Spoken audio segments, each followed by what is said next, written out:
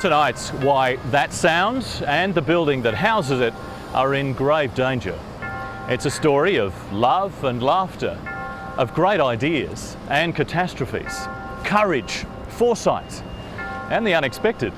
It's got it all, as we look at the soul of our city, the people's place, and how we ensure that my great-great-grandchildren and your descendants can stand on this very spot and tell that story again. Join me on an historic trip through time. In this program, we'll look at how, unless urgent action is taken now, this city will be robbed of one of its most important structures. This, in a city where already too much of our heritage has disappeared. Multi-storey glass towers are fine and speak of success, but they lack soul. City Hall is the keeper of that soul, in many ways.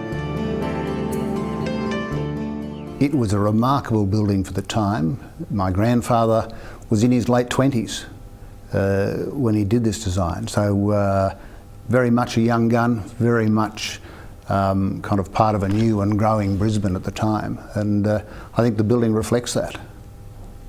I think 1919 the design was accepted, and it must have been a time of great optimism, I think, and the feeling was of Queensland coming of age, and they wanted a really special building, and I think my grandfather's given them that. Whilst no one, way back then, argued that Brisbane didn't need a proper city hall, the form it would take and its location were the subject of long-winded and often angry debate. The nature of important buildings, certainly in those days, was that they were built to last. It's interesting that the problems with City Hall now, which relate to foundations and the like, were problems that were encountered at the time of construction. And we've heard, handed down through the family, the stories about the difficulty of an underground stream that ran under City Hall and the work they did to try and combat that at the time. And it's interesting now that it's that very problem that's coming back and has to be dealt with by the City of Brisbane today. The city administration had chosen the site, and my grandfather designed the building for the site, but they knew it was on swampy ground. They started drilling down and they realised they were going to have to drill a long way down, and my grandfather kept insisting that they go further and further down, and so it took a lot longer, I think, than they originally anticipated, but they wanted to make sure that the foundations were solid. But finally, those debates were settled and the site was chosen. The design was to build a superstructure that would serve as not only an administration centre, a symbol of the city's growth and prosperous future, but one that also served the people as a community centre, something the newly created city then sorely lacked. How this was to be achieved was a mammoth and expensive task, and one that, in many ways, left us with the huge challenges we face today. Brisbane back then was a city brimming with optimism and pride. Even in the middle of the worst economic crisis the world had ever faced, the Great Depression. It's interesting, if you look back, the only thing you'd have changed was actually the location. You'd have put it somewhere where it wasn't directly above a swamp, because that's a lot of the cause of the problems we have today. But it was huge foresight, and if you think about it, what it meant to the people of Brisbane at that time, that the fact that the clock tower was so tall, so significant, people from all over Brisbane, all over the state and the country would come here, they'd take the lift, they'd go upstairs in the clock tower, they'd use the toilets, it became their home in Brisbane. Even historically, city halls, even as far back as ancient Greece, always had free concerts, and it was a place for the people, and this one truly is that. And 2,000 years later, they're still doing the same thing. And I think if we lose it, we will lose a great monument to Brisbane. What the designers saw was like nothing else ever tried in the young nation. Barely 2 decades after we actually became a country, we were to embark on what was, at the time, one of the most ambitious civic building projects ever attempted. The stories that surround it are fascinating, and in this program, we'll take you inside to places seen only by the very few.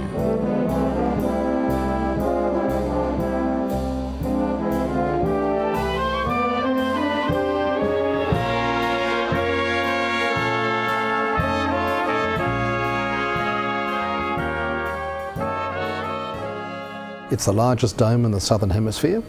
Particularly in its day, this is long before we had the convention centres of this world, the number of people you could get in there was absolutely amazing. And so much of Brisbane's history has taken place in this building since 1930. Most cities can look at their CBD area and say, this is the soul of the city. This is where this city draws its inner strength from. And I think in Brisbane, even though we have some other tremendous examples like Old Government House, the soul of Brisbane is undoubtedly Brisbane City Hall. And without a soul, the body dies. Without this soul here being maintained and restored, Brisbane will not be the same Brisbane that it is meant to be.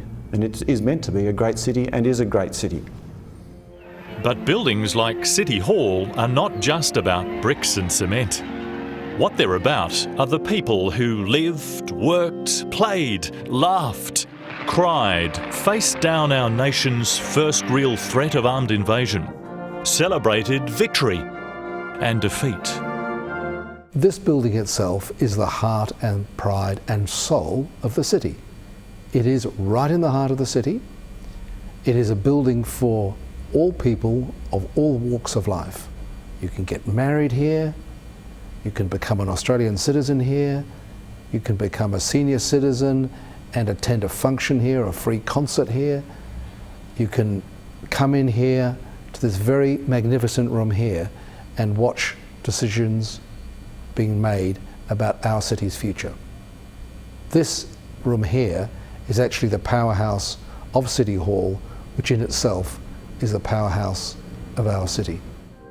Meanwhile, to come, how an elegant lady played matchmaker, and how music and dance led to love and the growth of so many Brisbane families. Hidden and almost forgotten memories only now coming to light. And more of the many compelling reasons why this is not just a building to be saved, but the irreplaceable home to almost everything and everyone that make up the heart and soul of Brisbane. I think we'd be the laughingstock of the world if we don't raise enough funds and don't have this professionally completed in the time frame we've indicated. You cannot leave this building empty. You can't lock it up. This building is Brisbane. If you look at the two most iconic statements of our city, they are City Hall and the Story Bridge. We wouldn't close down the bridge just because it's old. We'd fix it, and we've got to fix City Hall.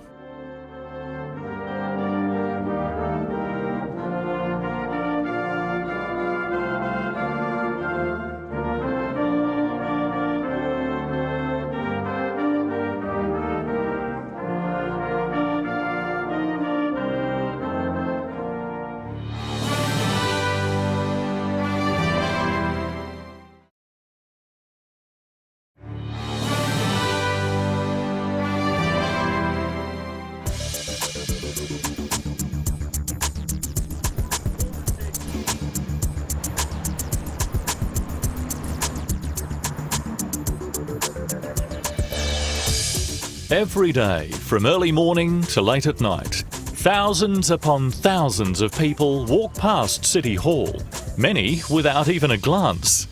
Yet hundreds of thousands of tourists will stop to marvel and pose for photos, as well as visit its famous clock tower.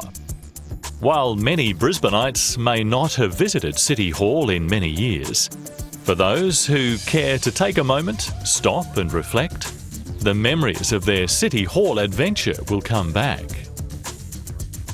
It was a special venue occasion for me in particular because at age 18 I was Girl in a Million. So this was the venue for the Girl in a Million quest and the announcement of the winner.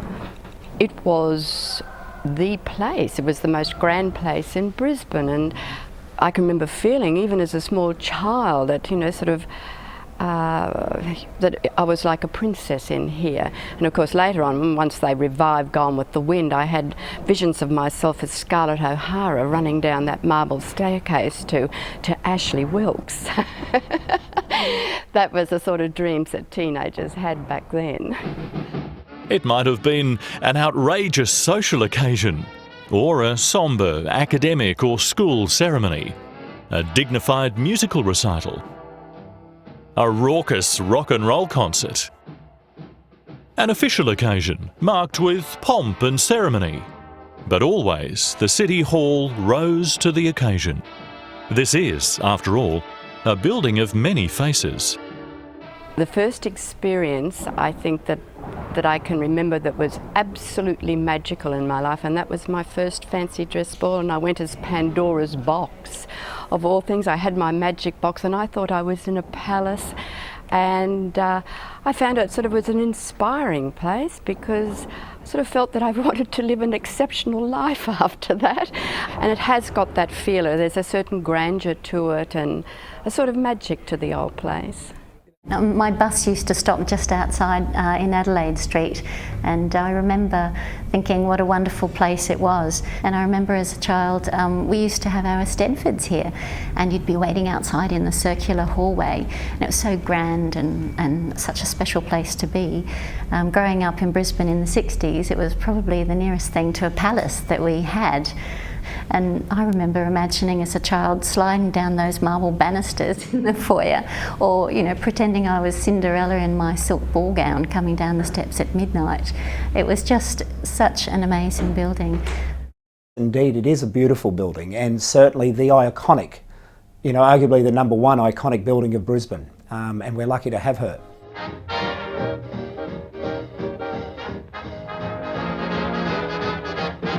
Being born and bred in Brisbane, it has achieved icon status in my thinking. I can't think of any other part of Brisbane or any other building in Brisbane that has such nostalgic memories for so many people.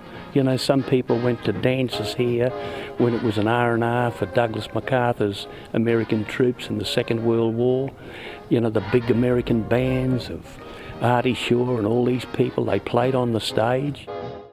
For many, though, City Hall marked a momentous time in their life. Did they meet their loved one here? Begin a distinguished career? Or for some, was it the venue where they officially began their new lives as members of the great Australian family?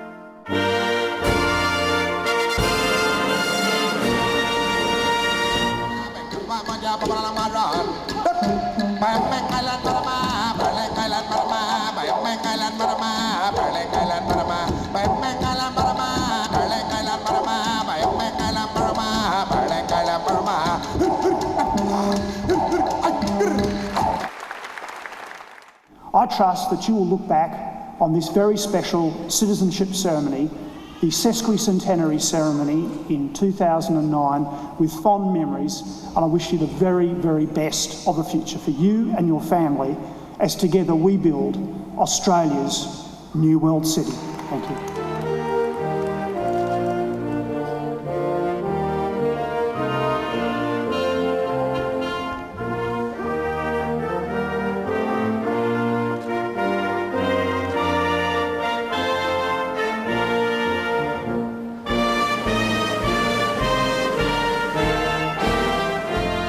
Please now all stand and give our new Aussie citizens a great big welcome. I think one of the main issues the City Hall was used is to bring people together. And at the time when I was here in the 1950s, the only place where people can get together, whether it was citizenship ceremonies, whether it was parties, whether it were celebration balls, was the City Hall. It's good to see some young people as we're getting older and older. I think there's a lot of future in Australia when I see these young people, and I think Brisbane is the city where the City Hall will bring people together and keep them together.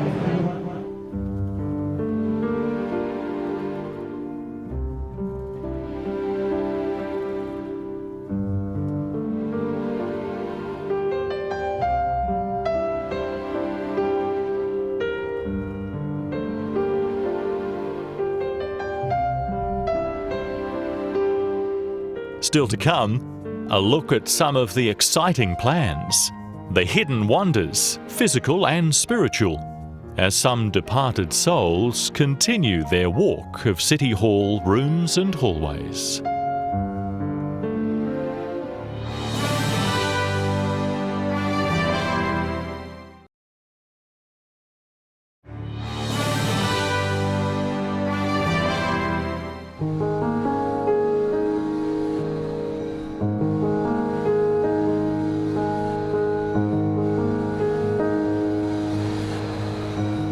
Welcome back. We've heard and seen a lot about this wonderful landmark in this program, focusing a little on its physical presence and its history and vital role in the community. Now, let's go inside to where some of that soul of Brisbane is actually held and conserved, and glimpse some of the brilliant plans for the future. This is the Museum of Brisbane, already visited by thousands. But, like some other City Hall occupants, it will be moved to temporary premises. This is going to be a huge and delicate job. It's a wondrous and diverse collection, covering so many aspects of Brisbane's life over the decades. Then there's that magnificent organ, a story in itself. Wait till you see that. The story of the museum is as intriguing as the exhibits it holds, from the smallest to the most obscure. It's not your typical dusty museum.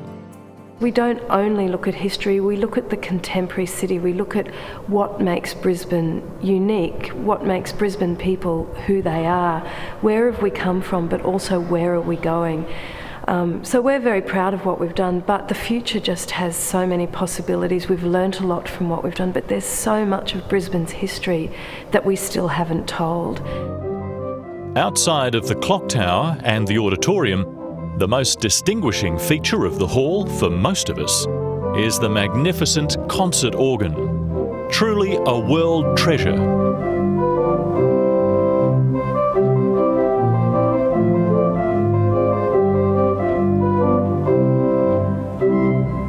The organ originally was in the exhibition hall up at Gregory Terrace, and at that stage it was only 4 manuals and pedals, 45 stops, and that was built in 1892. However, a little bit later on, when the Royal National Association was in a position to transfer the organ somewhere else, it was able to be transferred to the City Hall, and Henry Willis agreed to rebuild it and enlarge it. So now we have a 5-manual instrument with 78 stops. So altogether there's about 4,500 pipes. So what you see here with these rather large pipes, they're the biggest that you can see, but we have 4,500 pipes altogether, ranging in size from that length right down to just a couple of centimetres of speaking length. There's a lot of flexibility with this organ because we have such a range of colours, and of course all pipe organs have this wonderful range of colours. It's why it's called the King of Instruments, and I think here at Brisbane City Hall with this wonderful Henry Willis organ we have a magnificent example of the King of Instruments. It doesn't look much like the inside of a musical instrument, does it? More like the engine room of a ship. And this engine room powers not propulsion and speed, but soaring emotions and an amazing musical range. Now, few in the world are on this scale, and its British makers say that this is the best they ever built.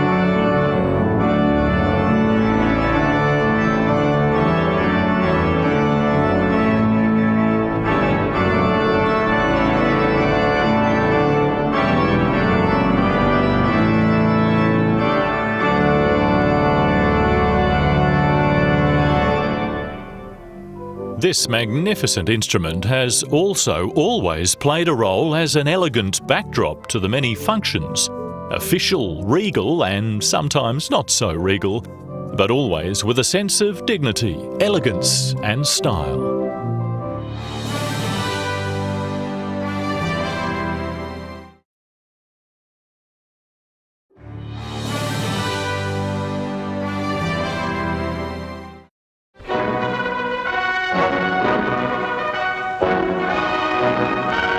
Brisbane City Council celebrates a century of municipal government with a special meeting attended by the Lord Mayors of all Australia's capital cities. It's only the third time in the country's history that they've all been assembled in their robes of office. Much of what makes up the Australia of today began officially in the big round room, also known as the Great Auditorium. Every great city in the world has a city hall of significance. It's a wonderful designed building. It's a building that has played a very important role in the history of Brisbane, so it simply must be preserved and protected. The city has no future if it doesn't understand and respect its past. It was reported in the Moreton Bay Courier that our Brisbane has been proclaimed a municipality. The prospect of being involved in the development of Brisbane as a municipality is as exciting as the prospect of erecting fine buildings for prominent citizens that leave a mark on the history of this place. Well said. Well said. Hear, hear. I send to each and every one of you my sincere congratulations on this most special anniversary, celebrating your city, its history, and its people. Elizabeth R. Thank you. In fact, over the years, the elegant lady has played gracious and dignified host to a long line of royal visitors. City Hall has also been a workplace where, geographically anyway, one of the largest municipalities in the world was planned and governed. Over many years, this was where thousands went to work, many for decades, years that are fondly recalled. City Hall is woven into my family history. 3 people working here across 2 generations. My mother and father meeting here, falling in love. I believe that there are many other people in Brisbane and in Queensland, in Australia, that have a family history, a connection to City Hall, that will look upon this project and be part of this project, connect with it for the future. Every mayor and every boss of City Hall has always felt the same thing, but it's always been drummed into us as workers here that it belongs to the people and we've got to look after the people when they come here. And we do. And I'm very, very proud to have worked at City Hall, and I really mean that from my heart, you know, and even my family were proud that I worked here. Here again, compelling reasons why this unique building is a vital venue that touches so many in the community. Along with holding the soul and memories of the city, it's also very much a part of creating the future. Stay a while and you'll fall in love. In fact, as veteran lighting engineer Robbie Schomburg explains, it's a love some souls seem not to want to give up. I had one experience where the ghost actually helped me in a situation, so after that I've accepted that it's a real entity. Basically I was doing a performance in Ithaca Auditorium, which is on the same level but around further, and I was missing a patch lead and I couldn't find the patch lead, so I came running into the control room in a great panic, as it was a rather large event, and I couldn't find the patch lead, and I was getting very frustrated and tearing the place apart. And out of the corner of my eye I saw a red orb or a ball of light at the end of the audio desk, and I sort of did a double take and looked at it again, and then it wasn't there, and I sort of, this is very strange, what was that? So I'm looking for reflections or anything, but there was nothing there. So when I've turned the light on and gone over and had a look at the end of the lighting desk, here is the patch lead I was looking for.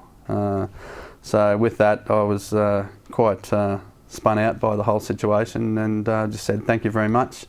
I've got to go now, and ran out of the room as fast as my little legs would take me. So, but obviously it's a very helpful ghost. It's a love he deeply shares as the closure of the building looms and the years ahead without City Hall approach. I think the community has to get involved, have their say, let the people in charge know that they want it restored with the dignity that it deserves. It's the community in the hall, the people who've been here for 20, 30 years, that sort of holds it together. Apparently this is quite unique to have a city hall with such a big city council for the people to use in Australia. So yeah, it should be something we should be proud of, using a whole lot, housing a lot of our charities, which for the next 3 years have to be out. So there are many more uses of this facility than our population know, and it's going to be missed while it's getting preserved and improved. Vivid memories of coming here with my grandmother to the clock tower. And I remember as a child, that was such a treat, an outing to the city in my patent black shoes and my beautiful little dress with a belt and little white socks, and we would come in and past the statues at the front, the lion statues, and the excitement and anticipation of getting in that clunky old elevator and the operator with the handle, and up you would go, and it seemed, of course, when you were a child that it was so high up and up, and of course the thing to do was to come when it was midday, because then you got to be in the tower to hear the clock strike 12. My mother, who was Miss Australia in the 50s, was actually crowned here. When she won the Miss Australia title, she was crowned in that auditorium. And up until I went on the committee, and I've become involved in the last few months, I had never actually seen live footage of that. That had always been something I'd only ever seen in photographs. And as part of the campaign and finding historic events that occurred here, City Hall managed to track down that vision, and I saw it for the first time only a few months ago. And the auditorium looks exactly the same. It's wonderful. Coming up, we get down and dirty as we look at the enormous engineering challenges ahead and how you and your family can be part of history in the making.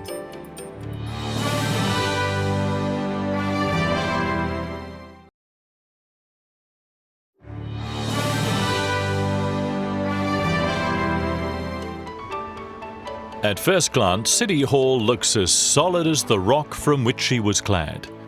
But it's behind that rock where the troubles lie. It's a story best explained by the restoration team's engineering expert, Jim Mavronikolas, who has intimate knowledge of the building's vulnerabilities.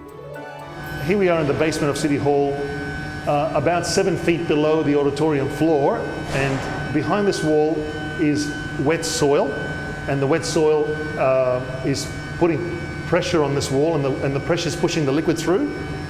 As the liquid is pushing its way through the wall, or the concrete, it's washing away all of the minerals that are inside it to the extent where they evaporate on the surface, causing all this damage. I'm just looking across the top of the wall there are strips of plaster and things just hanging off. That's the line of the original plaster ceiling that they had over it. Yep. But as you can see, that spot was removed completely. That's actually a very, very large hole from the roof itself. So when they cut that open, you could see sky. The water came in so badly that it actually destroyed the ceiling that was in here.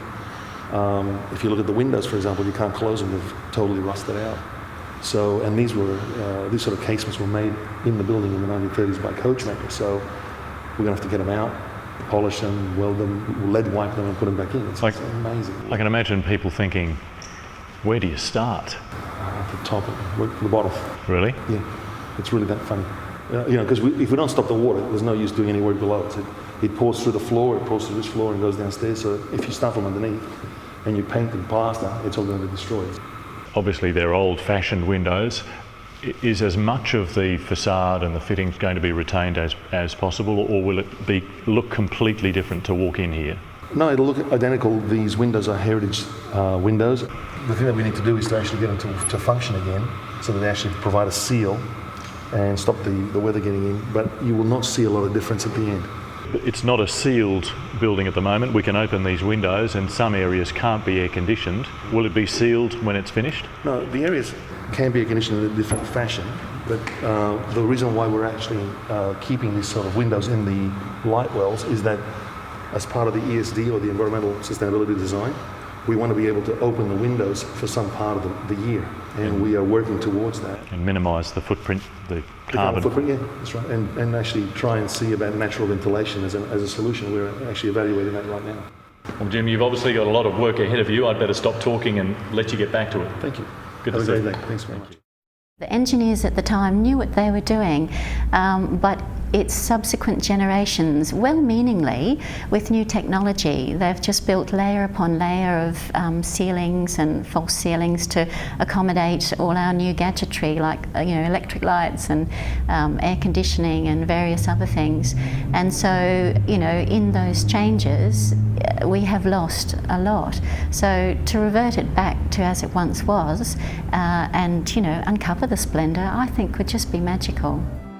Intensive research has gone into the heritage aspects of the building, how the original design looked and functioned.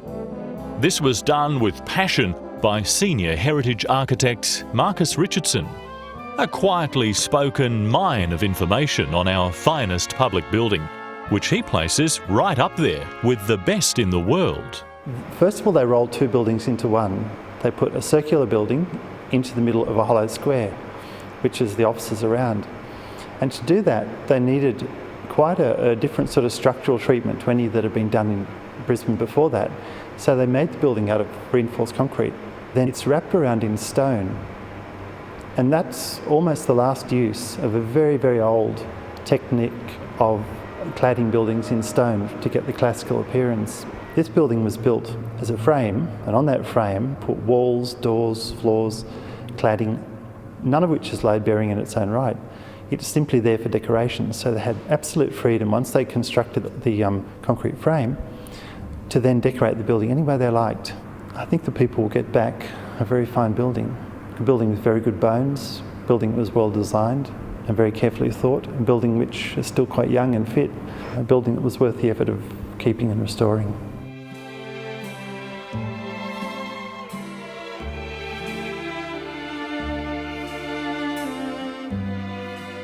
For many Brisbane families, the link with the building runs deep. Karen Stevenson and her family are proud examples of that. Her grandfather and great-uncle responsible for the magnificent marble work, in particular, that grand staircase. It's been a very deep personal connection with my family. We've always grown up, my sister and brothers and I, we've grown up in a family that's always been very proud to bring visiting aunties and visiting uncles and visiting cousins from interstate into town and up into the City Hall, and we always make a point of pointing out the marble work. And we say, look at this beautiful marble staircase. Our grandfather did that. So it's a deeply personal connection, and you can't help but look at the pillars and the scrolling and the engraving and the proportions of the marble staircase, and you think these men had an eye. They had artist's eyes. They must have to make something so pleasing to the eye. The Brisbane that we want to see, which has glass and steel and aluminium and interesting bridges, but it's also got a City Hall made of sandstone and marble and beautiful plasterwork at its heart. And people do wander in, as they're free to do. They're unimpeded, they're unchallenged. I don't even think they're scrutinised that much, because Brisbane's not that kind of town. I hope it doesn't become that kind of town. But for all the problems, there are answers. The building that makes us all proud needs our help. Coming up, how you can do just that.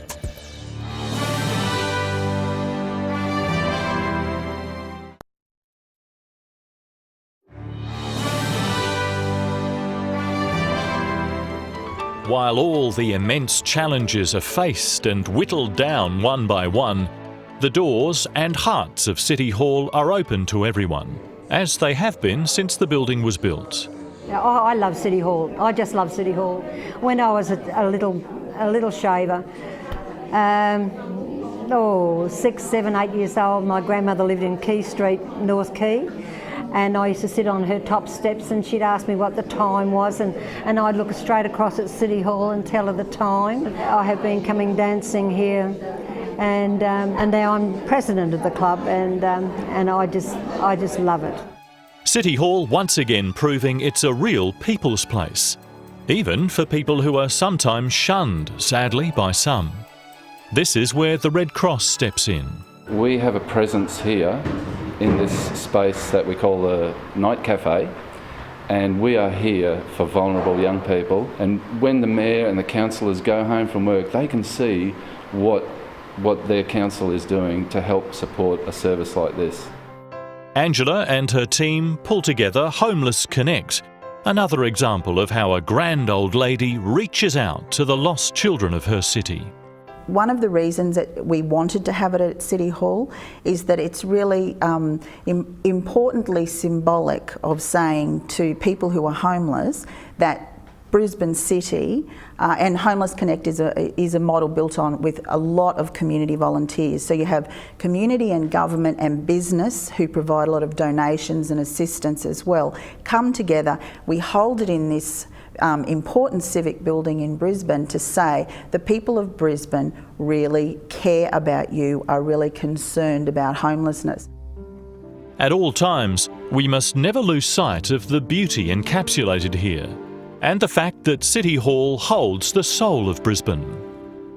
I think what makes City Hall a sort of special oasis kind of building is the fact that it is a distinctive, unusual, unique building, old building in the middle of all the glass and the structures and things.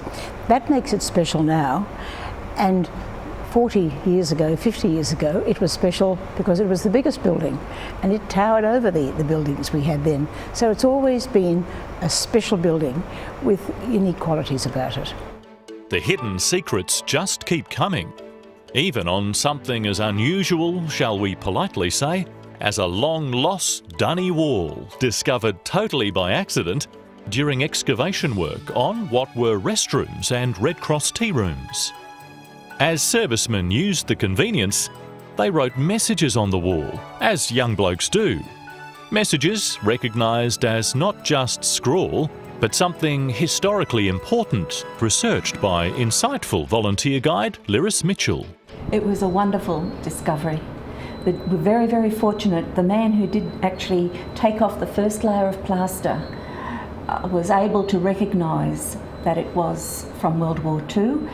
What's interesting is that yes, it is the wall of the men's room, but as most historians know, you get the most interesting information from places like rubbish heaps and graffiti. Who would have thought that a Brisbane mum and daughter, decades later, would find such memories scrawled on a toilet wall? A wall that will be preserved forever. Historic graffiti. Now that is a quirky way to end a chapter of this journey that's only just beginning. Mr. Jacobson's wife, Mr. Jacobson's daughter have been located. That really makes sort of sense in terms of what we were talking about, that he was here being enlisted, and maybe that was his initial unit, and then he went to the second night. Not when they were 18 back then, in about 1949, of course. Actually, it's interesting. That's the way it's going to be protected for all time. So it's now part of the real heritage of the building. This is sort of part of the heritage listing. For me, it's a great sense of history, and it's like a rock, a foundation stone of the city of Brisbane. Having said that though, when City Hall was built in the 1920s, it was a huge statement of optimism about the future of Brisbane. The people who built this building, the people who sort of conceived of it, designed it, built it with their hands, the community that supported the building of it, at that time they had a great vision for where Brisbane was going.